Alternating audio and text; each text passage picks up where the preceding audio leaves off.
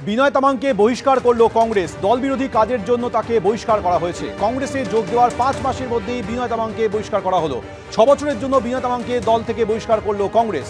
BJP প্রার্থী Raju বিসকে vote দেওয়ার আবেদন জানিয়েছিলেন বিনয় তামাং, তারপরই তাকে বহিষ্কার করা হলো।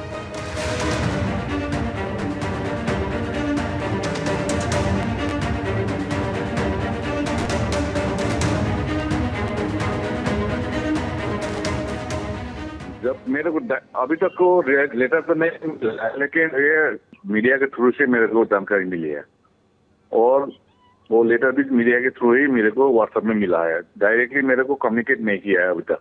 और जहाँ तक ये एक्सपेल का बात है कि अगर मैं गोरखा मेरा कम्युनिटी से एक्सपेल किया होता, अगर दार्जिलिंग का पहाड़ का पब्लिक ने मेरे को एक्सपेल किया होता या सिलगुड़ी तराई और डोस का पब्लिक ने मेरे को किया होता तो मेरे को दुख होता। लेकिन आज कांग्रेस पार्टी ने जो मेरे को एक्सपेल किया, इससे कोई मेरा फर्क नहीं पड़ेगा, क्योंकि मैंने बोल दिया है कि मेरे लिए पार्टी सेकेंडरी है। मेरे लिए जाति और यहाँ का जो पहाड़ है, दार्जिलिंग पहाड़ है और तराई और डोस है, मेरे लिए मायने रखते हैं। और आज का वो एक्सपेल्शन मेरे को एक्सपेल किया है, वो पार्टी से निष्कासित किया, ये कांग्रेस का हार है।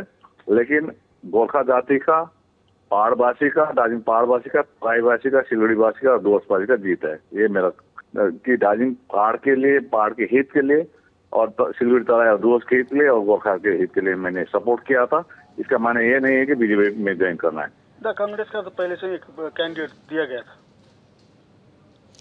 পরের খবরে আসবো। ভোটের আগে ভাটপাড়ায় উদ্ধার প্রচুর বোমা। কন্টেনার ভর্তি বোমাগুলি উদ্ধার করা হয়েছে এবং খবর পেয়ে সেখানে পৌঁছয় পুলিশ এবং সিআরডি বম্ব ডিসপোজাল স্কোয়াড। ইতিমধ্যেই 15টি বোমা নিষ্ক্রিয় করা হয়েছে বলে খবর পুলিশ সূত্রে। ভোটের আগে ভাটপাড়ায় প্রচুর বোমা উদ্ধার করা হলো। কন্টেনার ভর্তি বোমা উদ্ধার করা হয়। ঘটনাস্থলে পৌঁছয় পুলিশ এবং সিআরডির বম্ব ডিসপোজাল স্কোয়াড। ইতিমধ্যেই 15টি বোমা নিষ্ক্রিয় করা হয়েছে বলে খবর পাওয়া যাচ্ছে পুলিশ সূত্রে।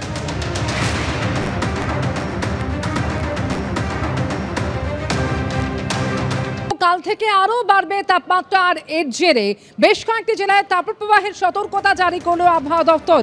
27 এপ্রিল পর্যন্ত কলকাতায় এই সতর্কতা জারি থাকবে। এছাড়াও দক্ষিণবঙ্গের 5টি জেলার ক্ষেত্রেও এই সতর্কতা জারি করছে আবহাওয়া দপ্তর। কাল থেকে 2 থেকে 4 ডিগ্রি বাড়বে তাপমাত্রা। এ সম্পর্কে আরো জানবো। সত্যজিৎ বৈদ্য আমাদের প্রতিনিধি টেলিফোন লাইনে রয়েছেন এই মুহূর্তে আমাদের সঙ্গে। সত্যজিৎ, আগামী কয়েকদিন কতটা তাপমাত্রা বাড়তে চলেছে এবং এর জেরে কোন কোন জেলার জন্য সতর্কতা জারি করছে আবহাওয়া দপ্তর? দেখো অমৃতা, তোমাকে প্রথমে বলে রাখি যে গত শুক্রবার থেকে ধীরে ধীরে কিন্তু তাপমাত্রা বাড়ছিল এবং অস্বস্তির ক্রমশই বাড়ছিল এবং যা চরম আকার ধারণ করবে এই সপ্তাহের একেবারে শেষের দিকে। এবং আগামীকাল থেকে যে তাপমাত্রা একটু একটু করে বাড়তে থাকবে এবং কলকাতা এবং সংলগ্ন যে জেলা হাওড়া, এই দুটো জেলাতে কিন্তু তাপপ্রবাহের সতর্কতা জারি করেছে আবহাওয়া দপ্তর। এবং পাশাপাশি তোমাকে বলে রাখি যে দক্ষিণবঙ্গের মোট 5 জেলাতে চরম তাপপ্রবাহের সতর্কতা রয়েছে এবং সব মিলিয়ে দক্ষিণবঙ্গের প্রায় সব জেলাতেই তাপপ্রবাহের সতর্কতা রয়েছে এবং তাপমাত্রা একটু একটু করে বাড়তে থাকবে। এবং গত শুক্রবার থেকে যেমনটা আমরা দেখছিলাম যে 40 এবং তার উপরে 41-এর দোরগোড়ায় তাপমাত্রা ঘোরাফেরা করছিল, 41 ডিগ্রির দোরগোড়ায়, সেরকমই অবস্থা হবে। ধীরে ধীরে তাপমাত্রা বাড়বে এবং সপ্তাহের শেষের দিকে এই তাপমাত্রা চরম আকার ধারণ করবে। এবং যে কয়েকটি জায়গায় বৃষ্টির সম্ভাবনা আছে তাতে বিশেষ কোনো হালকা বৃষ্টি এবং বিশেষ কোনো তাপমাত্রার পরিবর্তন হবে না। এবং উত্তরবঙ্গের ক্ষেত্রে যেমনটা আমরা দেখতে পাচ্ছি যে উত্তরবঙ্গের বেশ কয়েকটি জেলাতেও কিন্তু তাপমাত্রা বাড়ছে এবং দার্জিলিং, কালিম্পং এবং জলপাইগুড়ি এই সমস্ত জেলাতে হালকা বৃষ্টির সম্ভাবনা রয়েছে, তাতে কিন্তু তাপমাত্রার বিশেষ কোনো পরিবর্তন হবে না। তবে সব মিলে এমনটা বলা যায় যে দক্ষিণবঙ্গের প্রায় সমস্ত জেলাতেই কিন্তু চরম তাপপ্রবাহের সম্ভাবনা রয়েছে। তাপপ্রবাহ হবে, চলতে থাকবে এই সপ্তাহ জুড়ে এবং চরম তাপপ্রবাহের সম্ভাবনা রয়েছে মোট 5টি জেলাতে।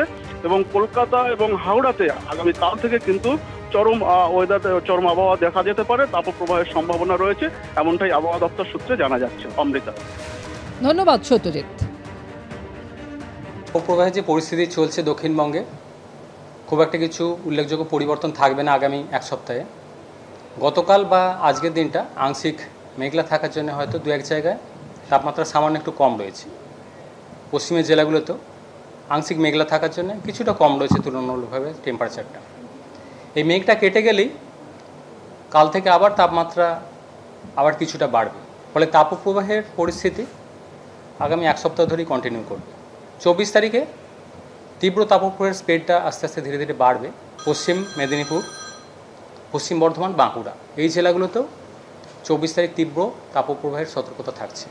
কলকাতা পার্শ্ববর্তী অঞ্চলে 23 তারিখে এখনও পর্যন্ত যা তাপমাত্রা রয়েছে সর্বোচ্চ 39.1 ডিগ্রির কাছাকাছি রয়েছে। বৃষ্টিপাতের খুব একটা কিছু উল্লেখযোগ্য সেরকম নেই। উত্তরবঙ্গের জন্য মেনলি মালদা, উত্তর দক্ষিণ দিনাজপুর এই জেলাগুলোয় আগামী 5 দিন তাপপ্রবাহের সতর্কতা থাকছে। দার্জিলিং, কালিম্পংয়ের ক্ষেত্রে আগামী 4-5 দিন 2-1 জায়গায় বৃষ্টিপাতের সম্ভাবনা থাকবে উত্তরবঙ্গের জন্য।